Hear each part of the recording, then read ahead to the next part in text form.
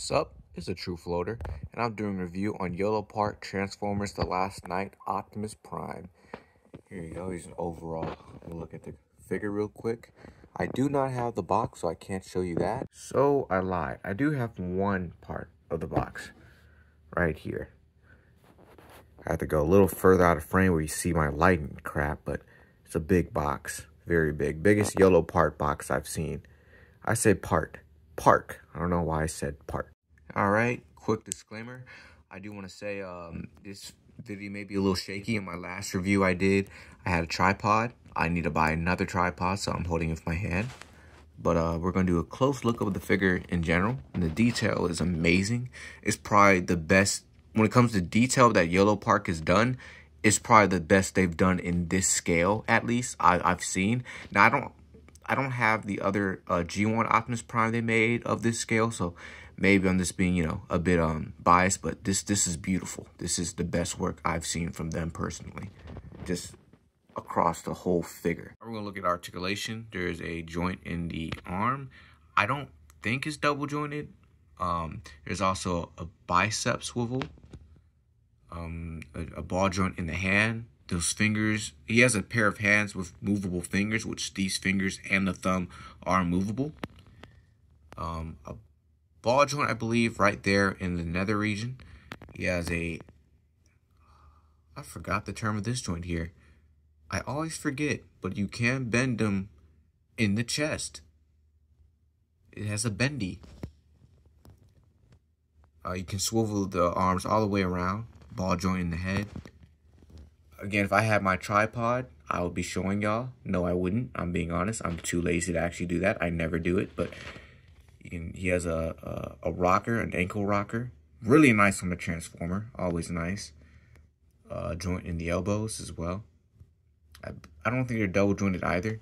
I will say, because of the design of the figure, the articulation isn't maybe as good as certain other past releases they've done, like their Rise of the Beast Transformers. This may be a little held back because of the design is a little weird at some points. For example, those elbow designs literally get in the way of the arm. Actually, like, it doesn't bend as much as it could.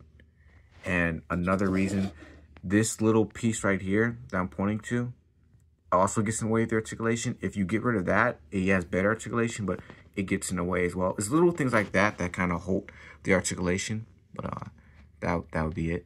Funny enough, while I was doing this review, I found my tripod. Great. I'm not going to redo any of the first parts though, but I will show you the accessories. All right. I'm going to hold it by hand because I can still. Here are the pieces to his head. You can make his normal head. If y'all also didn't know, I mean, if you know this is a Yolopark figure, then I feel like you should know. But this is a model kit. And this was one of the more detailed, more extensive model kits I've done from Yolopark. So it was not fun. But then I thought about it. Hey, at least it's not a Gundam. So I can't complain too much. Right now I have the Nemesis Prime head on here. I also have his shield on his back. There's one accessory. He comes with a sword, some grabby hands, some pointing hands because he's a leader, a stabber, and what else? He has this relaxed hand and this hand that has the articulated fingers and such. I don't know what this is, and I don't know what this is.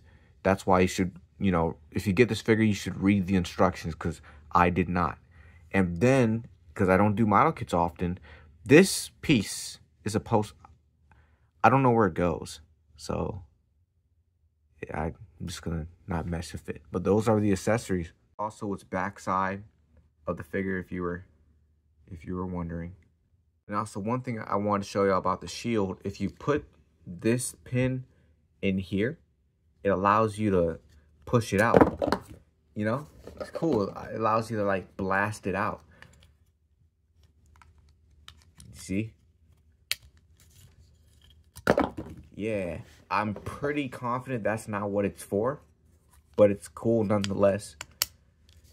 There's also another piece. If you put this in here, it allows you to clip it onto his hand, I believe. Yeah. All right. Not like that. That just took off his hand. But if I could just show y'all. I'm pretty sure that's what it's for. Or not. Read the instructions, y'all. Now, earlier I did say the articulation it could be better because of, how it was designed and molded, but you're if you know what you're doing, you still get some good poses out of this guy. This pose didn't really take me too long either. Still pretty solid. If I had to rate this figure from like 1 to 10, but just the design of itself, just the mold, the paint, it's a 10 out of 10. It's competing with 3-0. It's competing with MDOX, Transformer line. If I said it right, or I said it out of order. Now, I know I did say earlier the articulation could be a little better, and it's kind of, just screwed over by the design of this Optimus Prime. But if you know what you're doing, you can still get some good poses out of it. This pose didn't really take me too long, so just want to show this off. This will also be the thumbnail. Now for the final section of this video. If I had to rate this figure from 1 to 10 as an overall purchase, this figure I think cost about $60. I think with shipping, it may have been closer to $70. I could be wrong, but it was either $60 to $70, which for a figure that's 20 centimeters tall, this is a big guy. Actually, after this section, I will show you the scale of just how big this guy really is. And just, being big, having a great sculpt, also great paint, very shiny. This is by far, just paint alone, just the design alone is a 10 out of 10. This is a beautiful figure. Looks amazing. It comes with a lot of accessories, and I did forget to say if it needs batteries for the head. So if you put batteries in the head, the lights will light up, which is pretty cool. I wish it came with batteries. That would have been even cooler, but oh well. So that's also a nice, they didn't have to do that. The articulation could be better, but again, for figures, especially bigger figures, you kind of expect it to get a little worse. The bigger the figure gets, that's kind of normal. So I'm not too surprised by that. Same thing with the other Yolopark Optimus Prime I have. The articulation could be a little better, but for the size, not terrible. I would have to give this, honestly, just because, there's certain parts of the articulation that could have actually been okay. Like, it wasn't because of size. It was just because of bad design. I have to give this a 9 out of 10. A 9.5 out of 10. This is a almost perfect figure. This looks amazing. If you can, go ahead and get this guy. He's definitely one of the best figures in 2025 on the Transformer, side. In the Transformers community, it's up there. It's definitely up there. But, yeah. Here he is in all his glory. I'll use a more recent figure for y'all to be able to recognize the size of. Here's Marvel Legends Hookbuster. Very big, can't even fit in the frame. Still shorter than him, which makes sense.